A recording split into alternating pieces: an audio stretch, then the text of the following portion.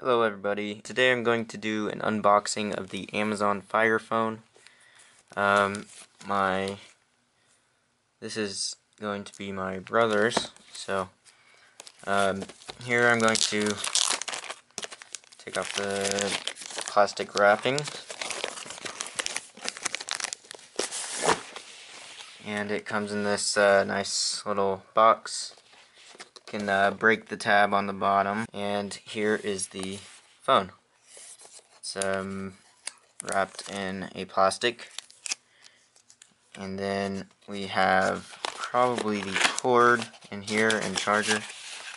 Okay, so here is the charger, and then inside of here this looks like the headphones.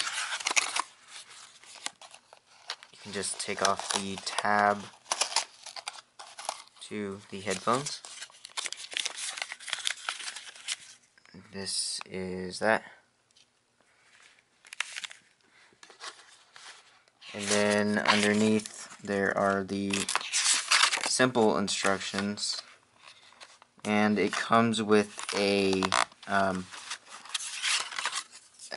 SIM card pick to help eject the SIM card holder. And then inside this looks like the cord. So this is the cord.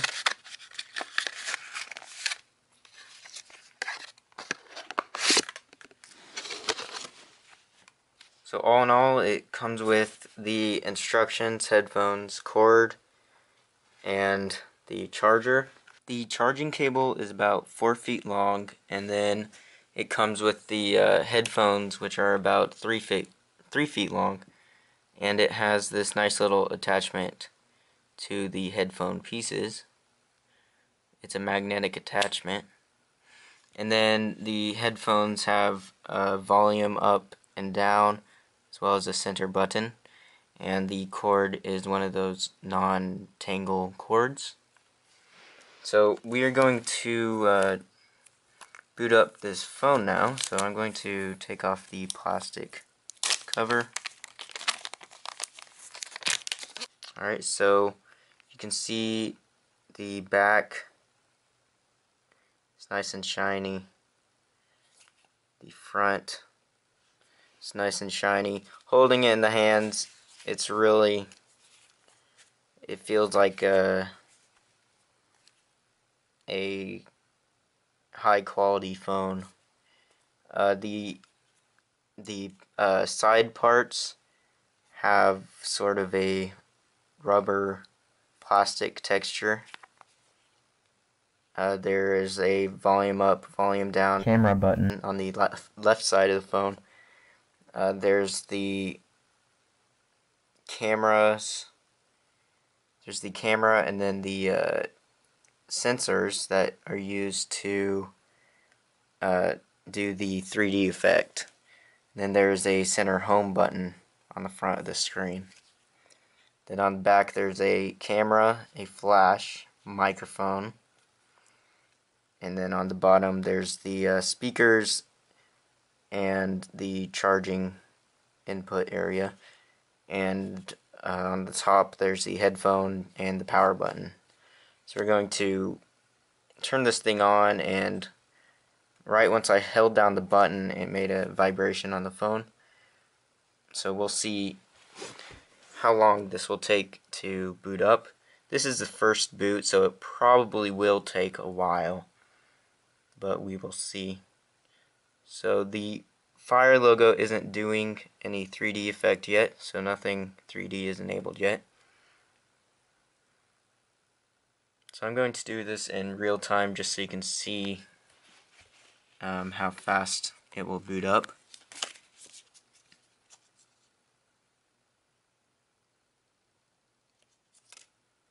Alright, so it booted right up. That didn't take too long. And then it goes straight to a setup screen. We are in the United States. Now it's checking a SIM card. I don't believe there's anything in there by default. Yeah, so it says SIM card error because there's a SIM card not the SIM card isn't inserted yet, so I'm going to press skip, and then it wants me to select the time zone, and then it wants me to connect to a Wi-Fi network,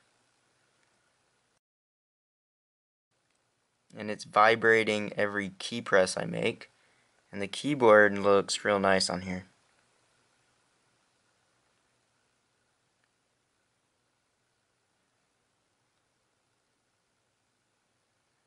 So it automatically signed in to the owner's account.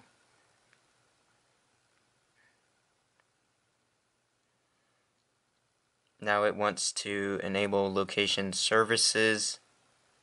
I'm not going to enable that quite yet, and I'm not going to enable backups quite yet.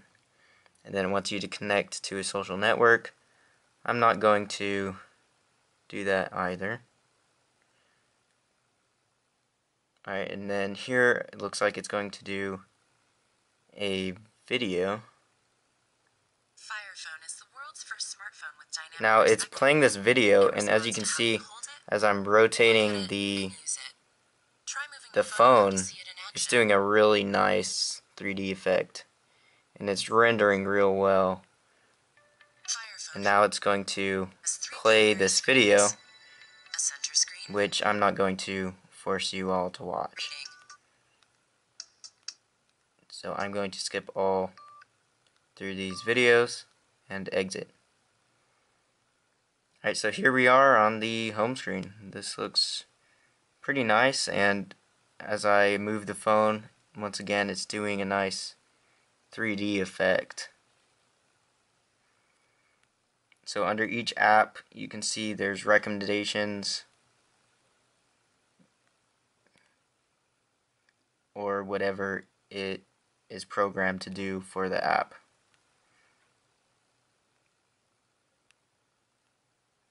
There's the bookstore, the Amazon store. So upon pressing the home button, it brings you to this app drawer where it is showing everything on the actual device.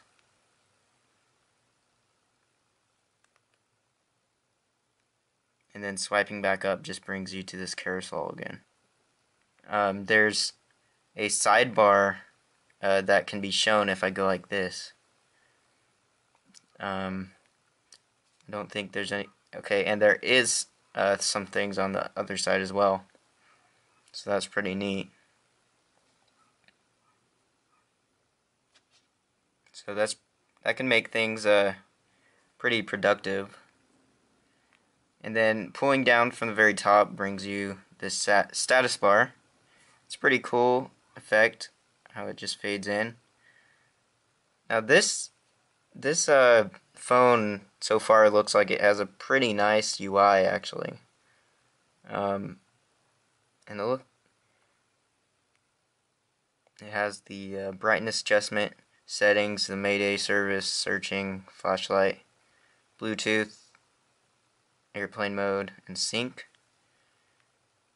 So let's just launch into like the web browser.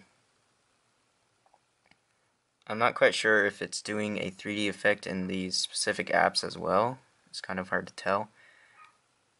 But then also there is the, well,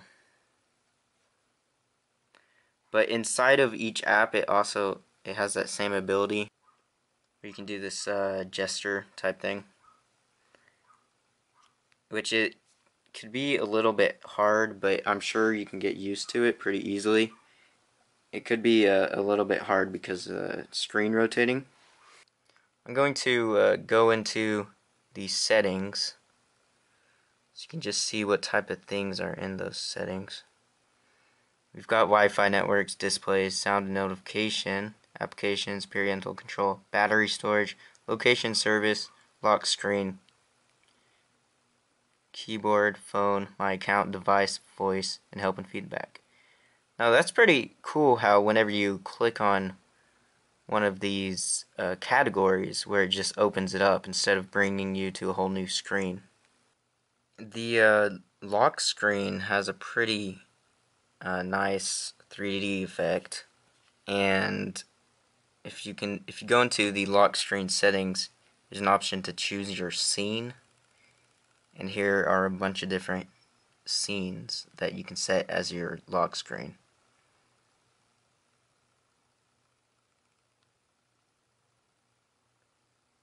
Here's the one called Luxor.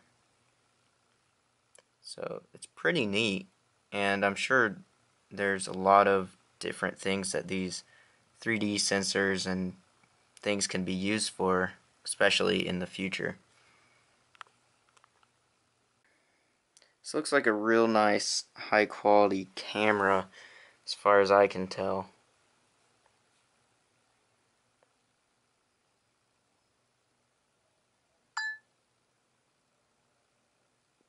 Looks like it focuses real well and everything. I'm going to check the flashlight.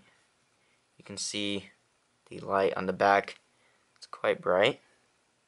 If you double tap the home button, it brings up your recent apps, and if you hold down the home button, it comes up with their little talking thing. Let me get that for you. It's right now it's searching what I just said. Let's see if it can do something like launch an app. Launch web browser. Sorry, I can't do that yet.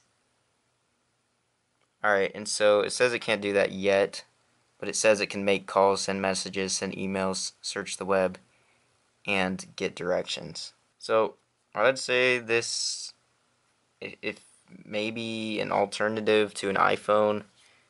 I mean, the screen is about the same. It's about the same size.